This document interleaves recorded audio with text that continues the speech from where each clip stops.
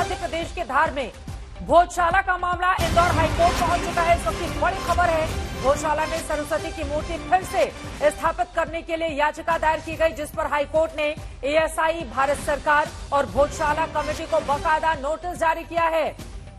High court में हिंदू संगठनों ने याचिका दायर की थी, जिसका जिक्र यहां पर विष्णु जैन की ओर से भी किया जा रहा था। पूरे मामले में आगे क्या होगा, ये बड़ा सवाल है। लेकिन धार की भोजशाला का मामला इंदौर पहुंचा है। सरस्वती की मूर्ति स्थापित करने के लिए याचिका लगाई गई थी, जिसके बाद कमेटी को भी बाकायदा नोटिस जारी किया गया है। हिंदू संगठनों ने नमाज बंद करने की मांग की थी। हिंदू संगठनों की याचिका पर हाईकोर्ट ने बाकायदा ये नोटिस जारी किया है। अब इस पूरे मामले में आगे क्या होगा, ये देखना महत्वपूर्ण रहेगा। लेकिन अब सीधे आलोक जी, मैं आपके पास आते हुए, देश भर के अलग अलग हिस्सों में कई मस्जिदें ऐसी हैं, या फिर ताजमहल को लेकर, कुतुब मीनार को लेकर जो सवाल इस वक्त खड़े किए जा रहे हैं, कांग्रेस पार्टी को इसके पीछे क्या नजर आ रहा है?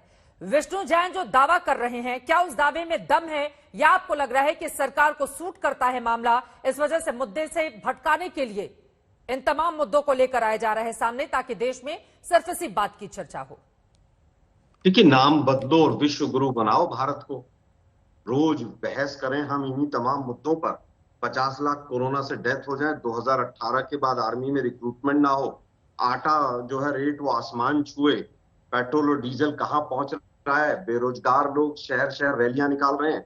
ये ध्यान भटकाओ और विश्व गुरु बनाओ, ये योजना है पूरी। अगर बीजेपी को लगता है कि यहां पर इस तरह की कोई बदलाव होने चाहिए, तो जो स्पेशल वर्शिप एक्ट था पार्लियामेंट का 1991 का, उसके बाद तो 14 साल इनकी सरकार रही है, उसको बदलने के लिए क्या कदम उठाए इन्होंने? पहला सवाल। अब आप आइए ताजमहल पर। ताजमहल के ऊपर जब 2015 में इन्हीं के मंत्री ने पार्लियामेंट में खड़े होकर कहा कि इस तरह के कोई सबूत नहीं है, और 2017 आर्कियोलॉजिकल सर्वे किया, तो मुझे बता दीजिए फिर, अगर या तो वो झूठ बोल के आ गए पार्लियामेंट में। अब आ जाते हैं हम कुतुब मीनार पर। कुतुब मीनार के ऊपर 2018 में साकेत कोर्ट ने एक फैसला दिया कि आसपास अगर कोई मूर्तियां खंडित है या खराब है या बिखरी हुई हैं, उनको तुरंत ठीक किया जाए। आर्कियोलॉजिकल सर्वे ऑफ इंडिया किसके अधीन है? नवाज शरीफ के अधीन तो है नहीं, मोदी जी के अधीन ही होगा वो तो। अगर उन्होंने नहीं किया, किस किस वकील ने चिट्ठी लिखी केंद्र सरकार को कि उनको ठीक कर दिया जाए? नहीं, क्योंकि हनुमान चालीसा पढ़ना था ना 15-20 लोगों को, और वहां हनुमान चालीसा उनको याद भी नहीं था, आता भी नहीं था। किसी एक बीजेपी के लीडर से पूछा, मैंने कहा इनको हनुमान चालीसा क्यों कहते हैं? बोला जिसमें 40 दोहे हैं इसलिए हनुमान चालीसा कहते हैं। हनुमान चालीसा से कोई लेना देना नहीं, हिजाब से कोई लेना देना नहीं, हलाल से कोई लेना देना नहीं, केवल विश्व गुरु बनाना है भारत को। श्रीलंका तो बन गया है विश्व गुरु। 14 वर्ष हो गए इनकी सरकार को। 1991 के बाद क्या कदम उठाया आपने?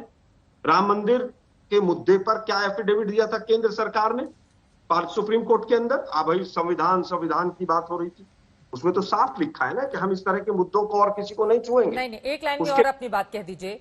जो मामला अभी जांच के दायरे में है, जांच होनी चाहिए या नहीं होनी चाहिए? चित्रा जी, थोड़ा समय दीजिए। अगर भाजपा पे सवाल उठाए जाते हैं, जांच होनी चाहिए, नहीं होनी चाहिए? एक मिनट। महबूबा ने कहा कि तिरंगा उठाने वाला कोई नहीं मिलेगा।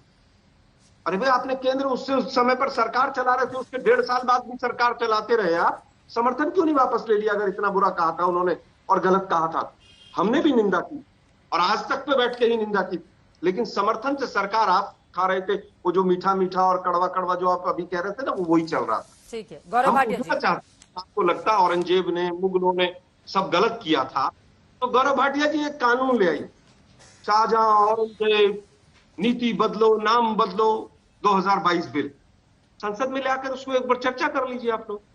आप कहते हैं हिस्ट्री गलत थी। अरे भाई, आपकी सरकार चित्रा जी, अब मैं उत्तर दूं। है वो कह रहे हैं कि अगर इतिहास को गलत तरीके से लिखा गया तो बदल लीजिए, संसद में लेकर आइए, चर्चा करवा लीजिए कि मुगलों ने क्या क्या किया। ठीक है, जवाब ले लेते हैं आलोक जी, जो आरोप आपने लगाए हैं बीजेपी पर। एक कोई कमेटी इन्होंने बनाई हो 14 साल के अंदर तो बता दीजिए। ठीक है, हमारी यहाँ पर ये प्रॉब्लम है, इसके लिए कमेटी बनाइए गौरव भाटिया जी, और इसको देखेंगे। ठीक है, कहीं पर एक जवाब सुनते हैं। केवल टीवी डिबेट्स, हिंदू मुसलमान, मुख्य मुद्दों से ध्यान भटकाओ, 2500 करोड़ रुपए में चीफ मिनिस्टर बनाओ कर्नाटक में, ये धंधे हैं इनके। गौरव जी, चलिए चित्रा जी, कितना समय देंगी? देखिए, वही बातें अनर्गल इधर उधर की कर रहे हैं, उत्तर देने दीजिए प्लीज। बोलिए बोलिए गौरव जी, बोलिए, आपको आवाज मिल रही है क्या? हाँ,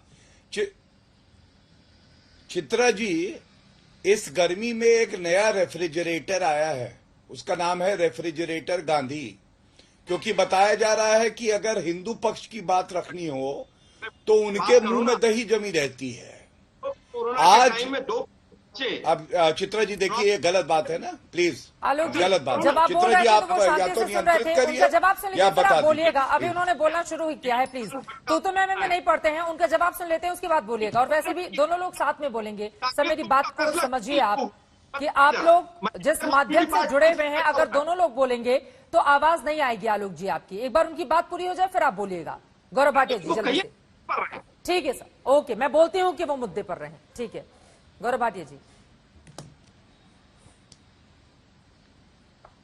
अच्छा, पेट्रोल, महंगाई, कहां कहां घूम आए शेख चिल्ली साहब, वो मुद्दा था आज का। शेख चिल्ली करे तो ठीक है, अगर रेफ्रिजरेटर गांधी बोल दिया तो गंदा लग गया।